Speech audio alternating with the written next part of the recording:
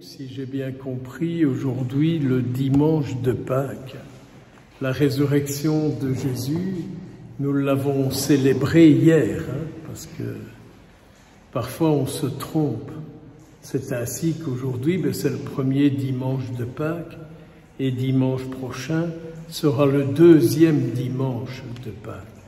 Donc la résurrection de Jésus, c'est bien hier que nous l'avons ensemble célébré, du moins pour ceux qui étaient là ou ailleurs. Le premier dimanche de la résurrection, donc aujourd'hui, on a la figure de Marie-Madeleine. Marie-Madeleine, cette femme qui a suivi Jésus. Après qu'elle l'ait rencontré, elle n'a pas abandonné Jésus et elle est restée toujours avec lui, 24 heures sur 24. Elle est toujours restée avec lui et de toutes les manières possibles et imaginables, Marie-Madeleine lui a montré l'amour qu'elle lui portait en action de grâce pour ce que Jésus avait fait pour elle. Elle est restée avec lui et elle a toujours montré son amour. Souvenons-nous, nous avons entendu ça vendredi. Elle est restée là, tout son chemin de croix, sa crucifixion, sa mise à mort, sa descente au tombeau. Que des heures, elle a su rester avec lui pour lui témoigner son amour. N'aurions-nous pas à notre tour à demander un tel amour du Christ, un tel amour du Christ, nous qui sommes si forts pour lui demander de nous aimer. Jésus, aime-moi et prouve-moi que tu m'aimes. Prouve-moi que tu m'aimes. Mais moi, t'aimer. Et donc Marie-Madeleine, elle est là. Et je m'imagine, depuis l'arrestation de Jésus, depuis son procès, depuis son chemin de croix, depuis sa crucifixion, sa mort, sa mise au tombeau, ce qu'elle a dû vivre. Elle sait ce que c'est que de ne pas dormir parce que Jésus est mort. Ça vous est déjà arrivé de ne pas dormir parce que Jésus est mort en vous, n'est-ce pas? Est-ce que ça vous est déjà arrivé de ne pas dormir parce que vous constatez en vous la mort de celui qui peut vous sauver? À vous de répondre. Je dois le faire pour moi. Débrouillez-vous vous-même quelque part. Je ne peux que vous aider. Et donc, elle est là, elle court au tombeau, et qu'est-ce qu'elle se dit? Qu'est-ce qu'elle voit? Le tombeau est ouvert. Et elle est complètement perdue. À qui aller le dire? À qui aller le dire qu'on ne retrouve plus, qu'on ne retrouve pas le corps du Christ? À qui aller le dire? Et donc elle court le dire à Saint-Pierre. Elle court le dire à celui qui doit être encore plus mal qu'elle. Car je nous rappelle que Saint-Pierre a renié Jésus après lui avoir dit « Oh, mais moi, je ne t'abandonnerai jamais. Non, mais moi, je ne t'abandonnerai jamais. » Nous disons toujours ça, n'est-ce pas? Je ne t'abandonnerai pas, Seigneur, si, et seulement si. Et donc, elle court le dire à Pierre, qui doit être très mal lui-même par son reniement. Mais j'aime beaucoup de voir dans cette page d'évangile que Pierre est présent avec Saint Jean. Saint Jean, celui qui n'a jamais douté de tout ce que Jésus a dit, de tout ce que Jésus a fait et de toutes les promesses qu'il a faites. Saint Jean n'a jamais douté. et Saint Jean et Saint Pierre sont ensemble. Je me disais, Saint Pierre a besoin de rencontrer celui qui a mis son oreille sur le cœur de Jésus. Je pense que Saint Jean a dû consoler Saint Pierre dans ce qu'il vivait de dramatique. Oui, nous avons besoin de rencontrer des personnes qui ne doutent pas du Christ, qui écoutent le Christ, qui vivent avec lui, pas des gens qui ont lu 42 bouquins et qui radotent tout et n'importe quoi, les choses les plus sensées comme les plus grandes conneries. On n'a pas besoin de ça. On a besoin de personnes dont on est certain que ce qu'elles nous disent, c'est Jésus qui parle par elles. Le reste, c'est les cornichonneries qu'on entend à table et ailleurs. Ça rapporte pas grand-chose. Mais donc, ils sont là tous les deux. Et Saint Pierre doit être réconforté par Saint Jean. Et ils se mettent à courir. Saint Jean rifle le premier, mais il laisse la primauté à Pierre. Il n'entre pas dans le tombeau. C'est Saint Pierre qui y rentre et qui reste dans son doute.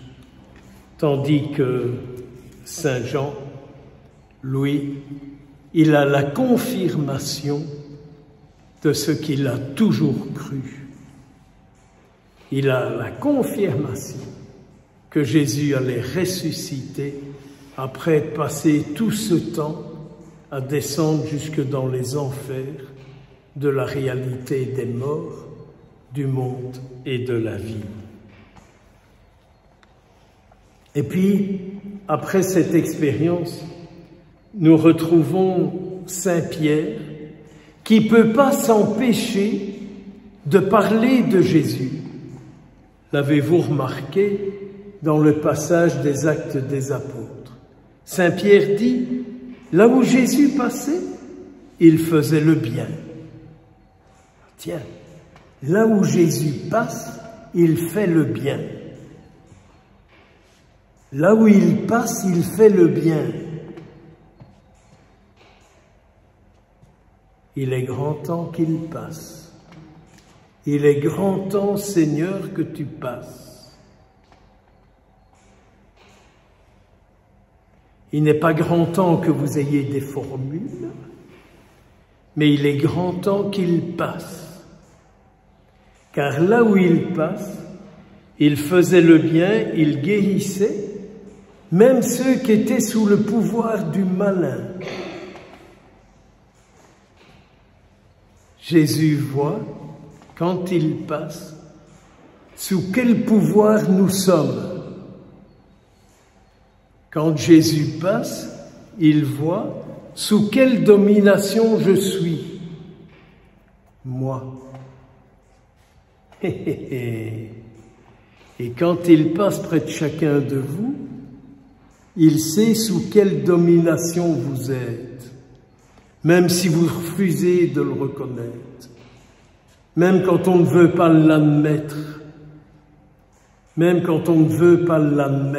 n'est-ce pas?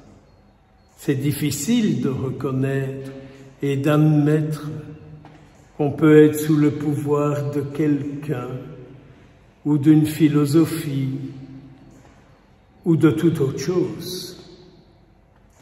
On peut être sous la domination de beaucoup de choses et d'un petit peu de Jésus aussi. Un petit peu de Jésus aussi. C'est quand même fou, hein, ce syncrétisme.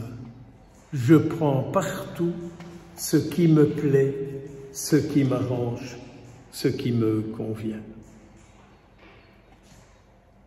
Partout où il passait, il faisait le bien, parce que Dieu était avec lui.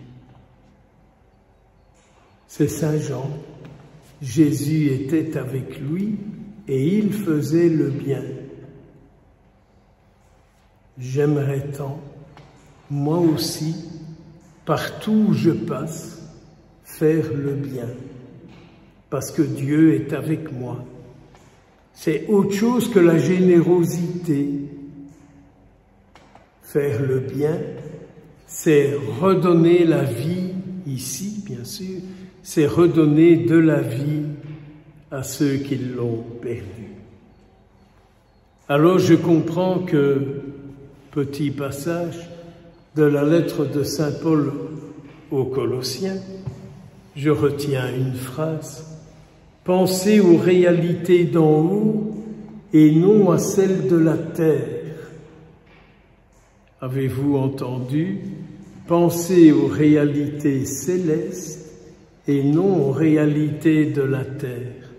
Et regardez, ça c'est moi qui ajoute, et regardez combien de temps vous pouvez passer à analyser les réalités terrestres par peur de ci, par peur de là, de ça, par conviction de ceci et par conviction de cela. J'ai peur de ça, j'ai encore peur de ça, j'ai encore peur de ça et j'ai encore peur de ça. Quand je pense aux réalités célestes, je sais que tout ce qui vient du ciel et qui vient en moi n'engendre aucune peur, car du ciel ne vient aucun mal, que du contraire. Alors, dit Paul, pensez surtout aux réalités célestes. Tournez votre regard vers le ciel, et alors vous serez dans la gloire.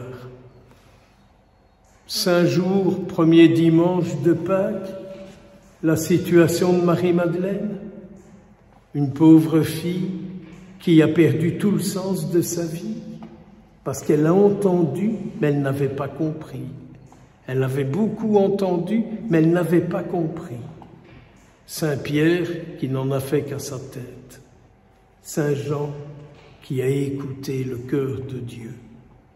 Et nous, et nous, et nous, quand il passe, que peut-il faire pour moi?